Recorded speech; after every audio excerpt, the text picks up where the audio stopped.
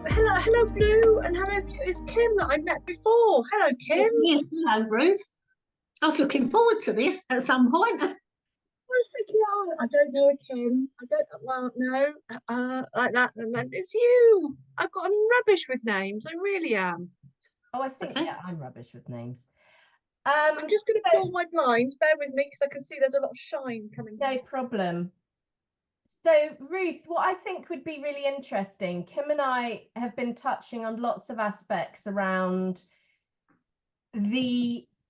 how difficult it can actually be to see how deeper the cost of living starts to take away the effect of how you're reading it affect you, and that actually it's happening on a deeper, more emotional level in lots of us than we're realizing.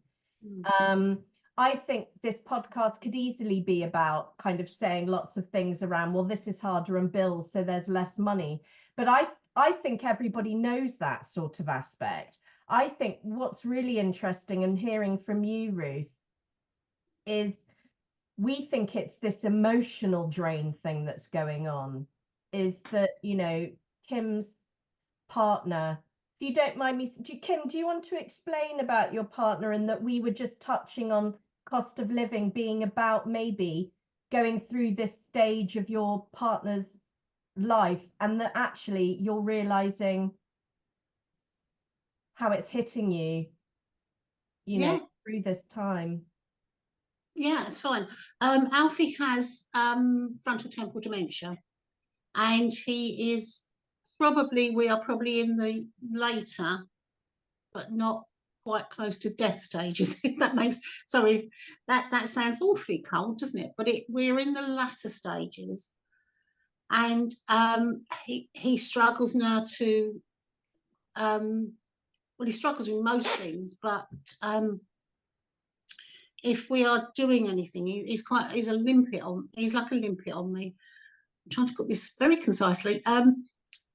But when I organise anything that he would want to do because he can't organise it himself, he then will dip out. So I'm losing out on cultural things. There's loads of cultural things I'd like to do.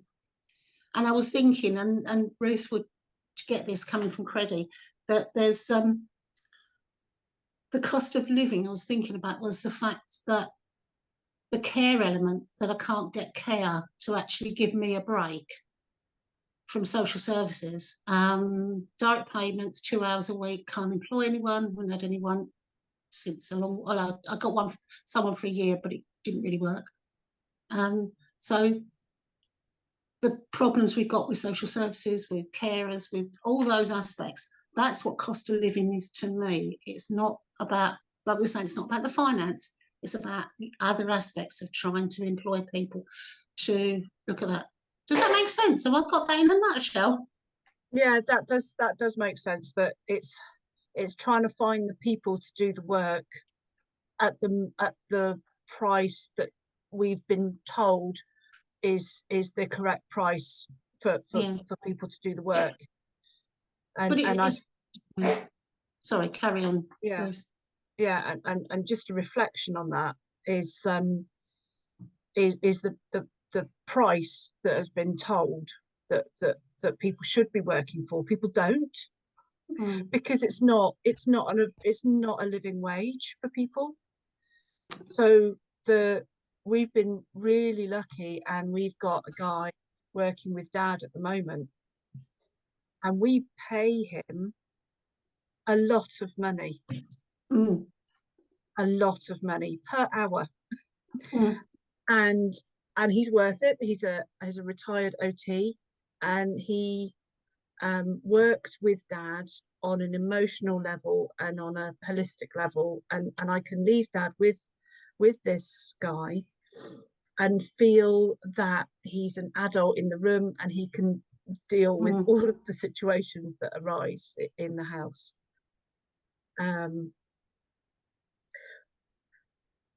For me, I had a little think about the cost of living. For me, the cost of living is going to come down the line. Sorry, there was a gap then. I missed what you said. The cost of living is going to come down the line, because right. we took 2 years to nurse mum at home.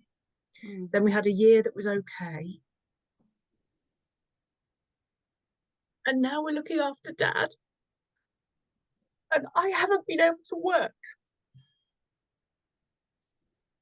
Totally get it.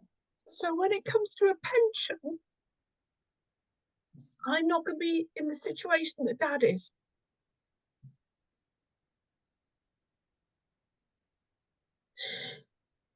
I'm really sorry. No. Okay, it's okay. But when you work as a nurse, you have to be validated every 3 years. And working as an unpaid carer doesn't count. So I've lost my nursing qualification. Yeah. I can go back into nursing, but I'd have to go back to uni for a year. Yeah. To go back into nursing. So I've lost my career. With the NHS pension that would be with that. Now I'm really lucky because I work for Credit, and Credit's been able to support me caring. Yeah. But the NHS couldn't do that. So I think what people don't understand about caring is the impact that it has on women's lives through length of time and through poverty. So if my kids were looking after me, if I was in the same position as dad, they wouldn't be able to do it. It wouldn't be there. Because the only reason we can look after dad, the only reason we can employ someone to look after dad is because he's worked as a professional throughout his working career. He didn't take any breaks to look after kids. He didn't take any breaks to look after my grandma or any of his relatives. My mum did all that. So the reason we are managing now is because we are living off, not living because dad is paying for his care. I couldn't do that. So when it comes to me being old and ill, I won't have any of that.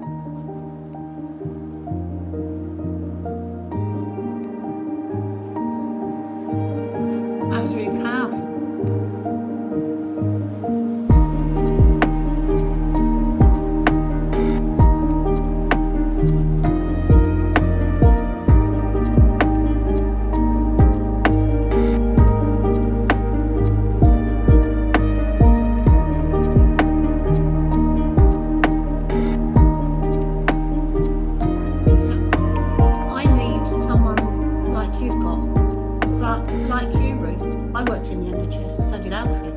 Did 40 odd years in the NHS.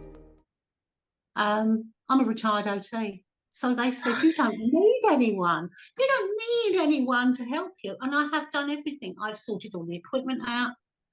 I'm his therapist.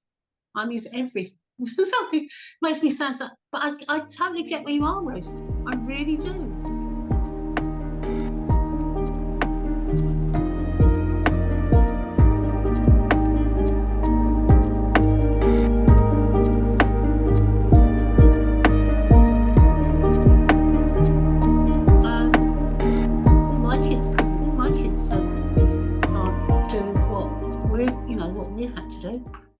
Doing.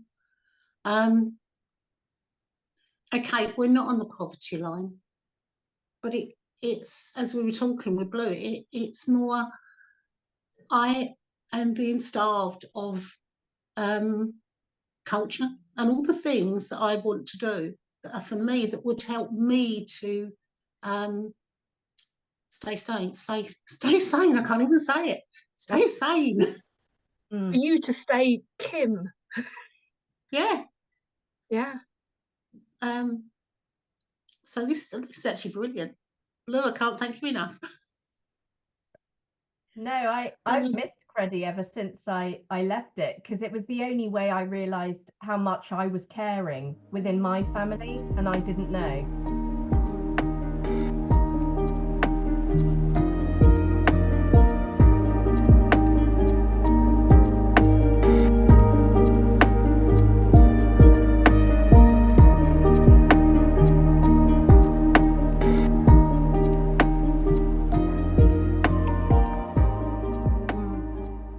And it was I think through that's hearing other difficult. stories, and how many wonderful carers work for Credi, and the way you advocate too, Kim.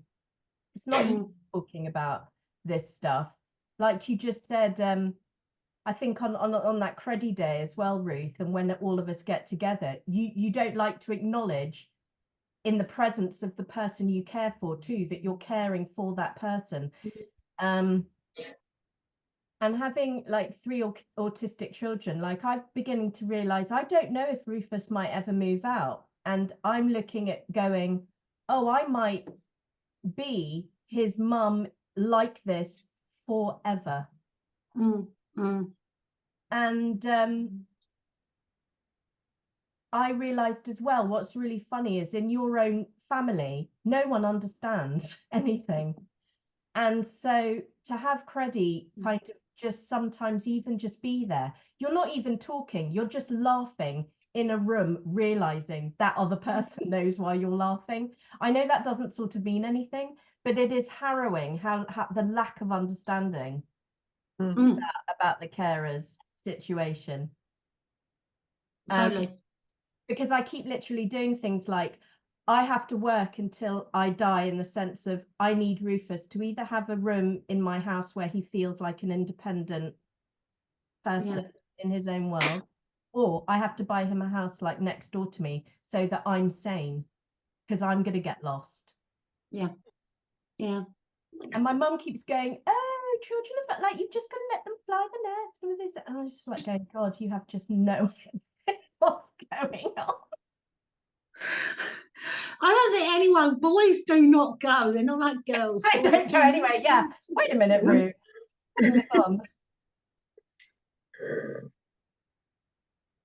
And I don't have a pension because I'm self-employed, and Alex and I don't know what to do, actually.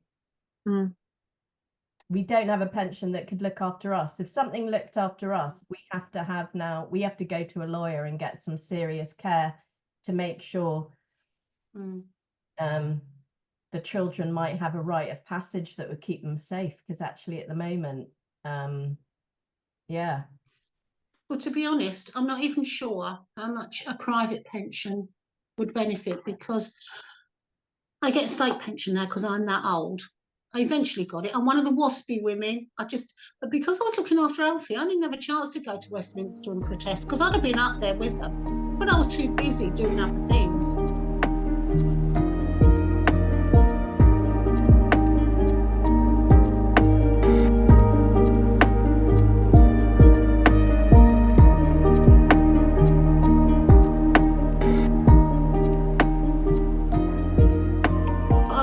Women who didn't get the letter, and I'm so organised and so sad that I keep everything. Well, I've done the 7-year thing now, but I get taxed on what I work, the pension I paid in for in the NHS. I get taxed on it, so I'm gonna, it's a really hard call.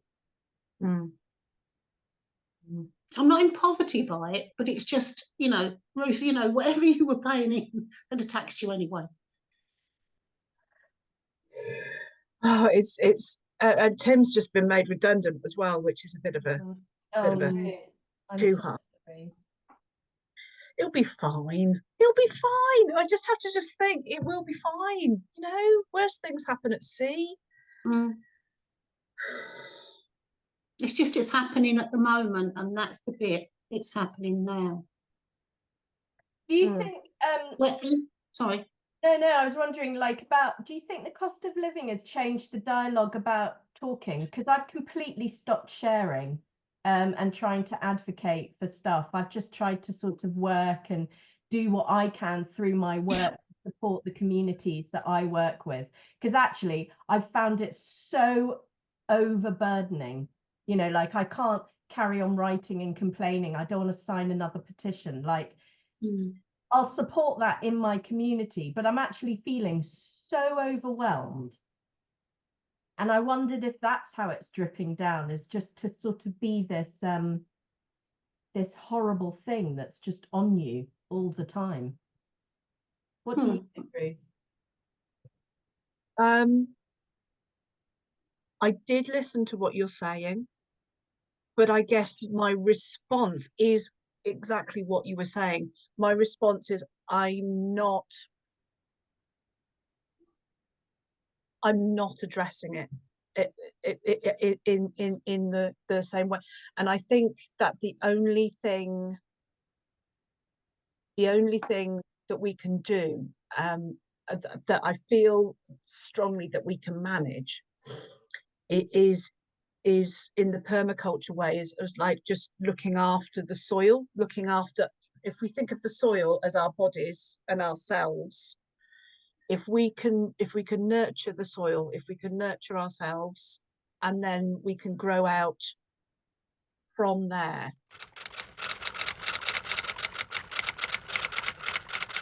Which is probably just what you've said, just working within our whatever we can do and not reaching out too much. And I'm sorry to bring religion in, but I'm going to a bit, because we went to a very hilarious Easter Sunday service with our favourite vicar, which is hysterically funny because he was very late and we had to start without him. It wasn't his fault. He was doing a service somewhere else. He'd literally been double booked on Easter Sunday. It's hilarious. Anyway, I managed to get Dad in there, which was a massive thing, anyway. And he was talking about Mary Magdalene couldn't see Jesus because she was looking at the empty tomb. So when he spoke to her, she didn't recognize him at first because she wasn't looking at him. She was looking at the empty tomb. And I think that's a little bit like our saying, what you focus on grows. That if we fix our eyes on what's important and we move towards that, that's all we can do. I totally, Ruth, it's okay, you can do the religion bit, because I can't take Alfie struggles with church now, because he grew up in Church of England school and it's all very traditional. If you go to anything other than that, he can't cope with it. So it's about, so we haven't sort of done anything for a long while in that sphere, but it doesn't stop me praying every day. But I get what you're saying about, there's a lot of arrow prayers going around at the moment. But it's I think when you say about the empty tomb, for me, it's not looking at the negative and trying to look at the positive. Yeah. And the whole talking thing that Blue was talking about not talking, I tend to sort of do an ambassadorial role, I suppose, with Freddie, because I'll go out and do things with different people and I'll go and try and promote.